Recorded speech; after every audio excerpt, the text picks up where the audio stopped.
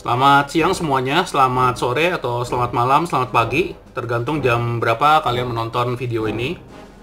Di sini saya ingin mengatakan bahwa situasi sudah berkembang menjadi sangat serius, terdampak dengan adanya coronavirus di Indonesia. Sekali lagi, situasi sudah sangat serius, sehingga ini saya mendapat penglihatan mengenai apa langkah-langkah yang perlu kita ambil. Sekali lagi, ini adalah langkah-langkah yang perlu kita ambil yang dapat menolong teman-teman sekalian untuk bertahan dalam situasi ini. Jadi ingat, sekarang fokusnya adalah bertahan. Fokusnya adalah bertahan dan selamat di dalam situasi ini.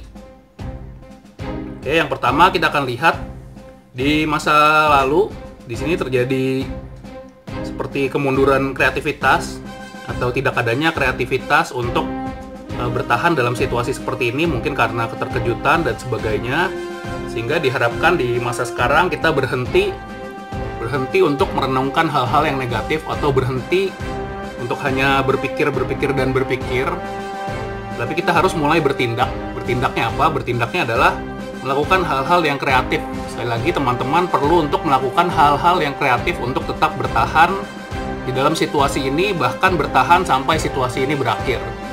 Karena seperti kita ketahui, coronavirus ini bukan hanya mengancam di saat ini, tetapi dia mempunyai dampak ekonomi yang sangat besar. Jadi saat ini teman-teman harus mulai bereksperimen, mulai mencoba ide-ide apapun untuk nanti bisa bertahan secara finansial. Dan itu sekali lagi diperlukan kreativitas. Jangan hanya bergantung kepada ya mungkin tempat-tempat kerja yang sekarang lagi di stop, atau bahkan kalian bergantung pada pemerintah, berharap mendapat sumbangan ini dan itu.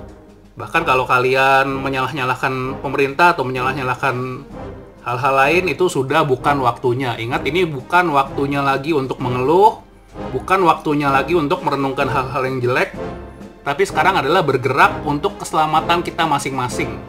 Teman-teman perlu bergerak untuk keselamatan teman-teman, baik itu secara finansial dan untuk masa depan teman-teman. Mulai pikirkan hal-hal yang berkaitan dengan kreativitas yang bisa membuat teman-teman bertahan nantinya, atau bahkan bisa sukses setelah masa-masa ini berakhir. Dan untuk hal itu, kita perlu di sini pengosongan pikiran, seperti kartu 0 ini atau The Fool. Kita mengosongkan pikiran kita. Misalnya kita berpikir, wah dulu ini saya seorang ini, dulu saya hebat dan sebagainya. Itu tidak perlu, buang jauh-jauh. Anggap kita memulainya lagi dari nol, kita memulai lagi dari titik start, kita memulai lagi tanpa punya apa-apa. Karena itu tadi, kreativitas ini akan sangat membantu untuk mengolah semuanya itu. Sekali lagi, masa lalu atau pikiran yang dulu-dulu, ya mungkin kita keluhan-keluhan kita dan dan sejenisnya sebaiknya itu ditinggalkan ya. Karena itu tidak akan membantu teman-teman untuk maju. Sekali lagi, mengeluh dan menyalahkan tidak akan membuat teman-teman untuk maju, tidak membuat masa depan teman-teman bertambah lebih baik. Malah kalian mungkin akan buang-buang kuota aja kalau kalian lakukan itu di media sosial ya. Ini adalah hal yang kurang menguntungkan.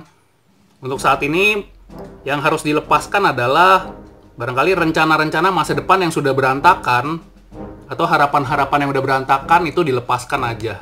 Gak usah dipikirin lagi. Dipikirin, wah andaikan ini nggak terjadi, saya bisa ini. Andaikan nggak terjadi, saya mencapai ini dan itu sudah nggak usah dipikirin lagi. Ingat, karena kalau memikirkan hal-hal yang nggak tercapai, itu akan membuat kalian tambah sedih, ya tambah marah, mengeluh ini itu, ngabisin energi aja ya.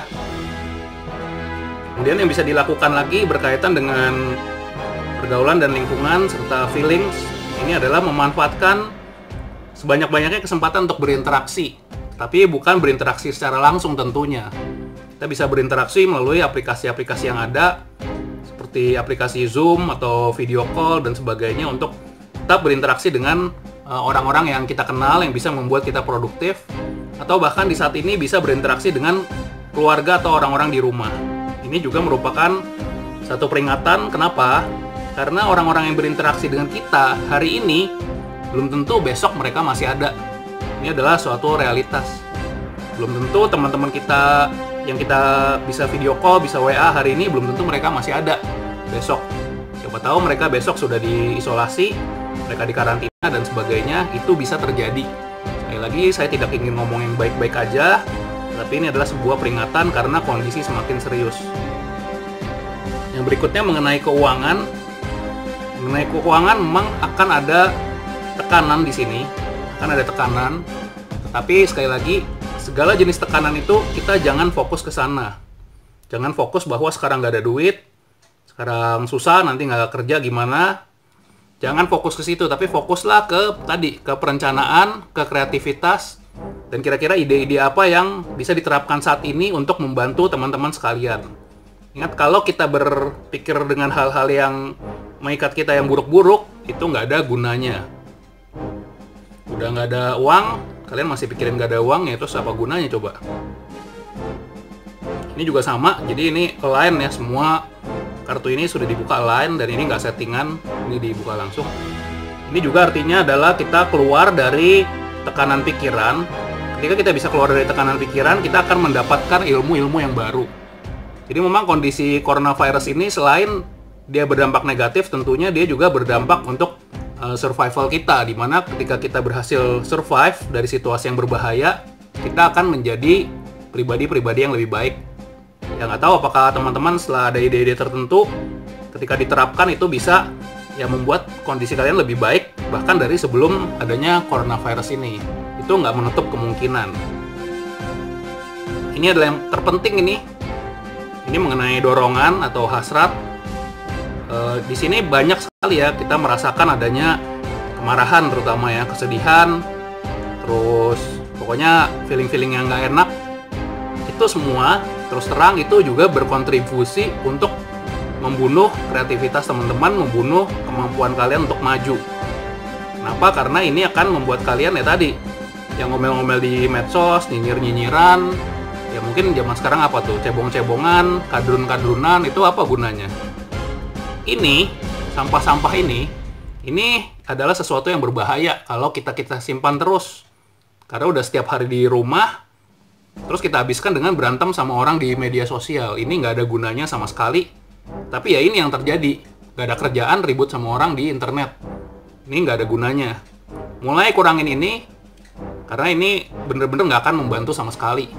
Ya secara politis mungkin ini akan membantu orang-orang yang memanfaatkan ini ya. Tapi kalian yang dimanfaatkan, kalian yang dibakar emosinya, apa sih yang kalian dapat? Nggak dapat apa-apa kan? Ya inget ya, nggak dapat apa-apa ya kita bikin negatif-negatif komen di internet tuh nggak dapat apa-apa. Jadi ini yang perlu dihindarin. Sekali lagi balik, ini saatnya untuk survive. Saatnya gunakan kreativitas kalian sebagai manusia untuk melewati situasi ini. Ingat, fokusnya adalah saatnya gunakan kemampuan kalian mengembangkan diri untuk lewatin situasi ini. Bukan fokus kepada kenapa ini bisa terjadi, kenapa ini kayaknya telat ditanganin, bukan fokus seperti itu ya. Fokus untuk kehidupan kalian. Karena hanya kalian dan tentunya juga Tuhan yang bisa menolong diri kalian ini sekarang. Jangan menunggu ya bantuan dari sini, menunggu kebijakan ini dan itu. Tapi fokus kepada apa yang bisa kamu lakukan untuk melewati situasi ini. Dan saya percaya teman-teman juga pasti mempunyai hal-hal untuk dikembangkan ya masing-masing. Hanya saja memang perlu proses. Oke, semoga video ini bisa berguna buat teman-teman sekalian. Ingat, tetap berpikir untuk maju.